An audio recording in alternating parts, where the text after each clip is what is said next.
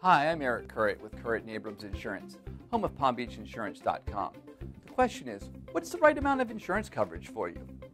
Before we get started, my lawyer said to make sure to tell you, don't rely on this information. Check with your own attorneys or financial advisors before relying on any of this information. But what is the right amount of coverage for you? Well, the right amount of coverage for you is different than the right amount of coverage for me, which is different than the right amount for Donald Trump, which is different than the right amount for Bill Gates, which is different than the right amount for everyone. But to be candid with you, if you're watching this video, the minimum coverage, which in Florida is $10,000, is probably too low. A matter of fact, if anyone who wants to purchase insurance from my office, if they want to purchase the minimum coverage, I make them sign a waiver that says we don't recommend that anyone purchase the minimum amount of coverage of insurance. The fact is that the minimum coverage to purchase a lease is $100,000. The minimum coverage for an umbrella is $250,000.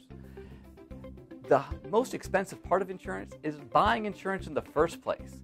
So to buy a little more from $10,000 to $25,000 isn't that much. From $25,000 to $50,000 isn't that much. From $50,000 to $100,000 isn't that much. So getting a little more coverage isn't that much more. And the thing is you should buy enough insurance for what you need to protect. How much money do you need to protect? How much money do you have in the bank? How much money can you get sued for? That's one aspect of it. The other aspect of it is, what if you got hurt? What if you got hit? If you got hit by an uninsured motorist, you could purchase uninsured motorist coverage up to the limits of liability that you buy. So if you want to have $250,000 of uninsured motorist coverage, then you would need to purchase $250,000 of liability coverage. So one part is how much do you need to protect, and one part is how much uninsured motorist do you want to buy. And so it's different for every person. And the second part is getting a little more isn't that much. And the third factor is the higher limits that you have, the better tiering you can get into. What is tiering? That's the rate class that you're put into. Again, insurance companies judge you, besides smaller discounts, the three main discounts is your credit score, your tickets and accidents, and your prior coverage limits. And the higher the prior coverage, which is the limits that you choose right now, the better the rate class and the better your renewal rates can be at.